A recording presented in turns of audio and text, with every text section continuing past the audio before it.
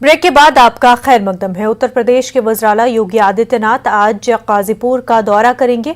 इस मौके पर योगी आदित्यनाथ कई स्कीमों का इफ्तिताह करेंगे। यहां सीएम योगी एक अवामी इजलास से भी खिताब करेंगे।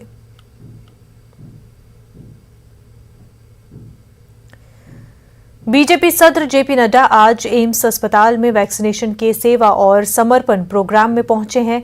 बीजेपी सदर जेपी नड्डा ने अस्पताल स्टाफ और वैक्सीन लेने पहुंचे लोगों से तबादले ख्याल किया।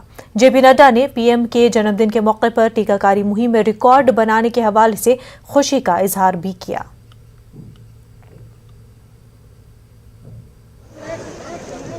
भाजपा अध्यक्ष जेपी नड्डा ने आज दिल्ली के एम्स अस्पताल में सेवा और समर्पण कार्यक्रम का निरीक्षण किया और यहां पर एम्स अस्पताल में वो वैक्सीनेशन सेंटर पहुंचे, जहां पे उन्होंने पूरे वैक्सीनेशन सेंटर का निरीक्षण किया और साथ ही उन्होंने बताया कि इस बार प्रधानमंत्री नरेंद्र मोदी के जन्मदिन के मौके पर वैक्सीनेशन में जो वैक्सीनेशन का था उसने पूरे विश्व में 2.5 करोड़ से ज़्यादा लोगों को वैक्सीनेशन लगाकर उसका रिकॉर्ड तोड़ा। इस समय हम खड़े हैं एम्स अस्पताल में, जहां पे मैं आपको बताऊं कि यहां पर मोदी के जन्मदिन के अवसर पर वैक्सीनेशन सेंटर का लक्ष्य रखा गया था कि वैक्सीनेशन को ज़्यादा से ज़्यादा संख्या में लोगों को लगाया जाएगा और 1.5 करोड़ का लक्ष्य रखा गया था। लेकिन जब शाम को जो आंकड़े आए वो आंकड़े आप सबको खुशी देने वाले वो आंकड़े थे, वो आंकड़े 2.5 करोड़ के पार थे।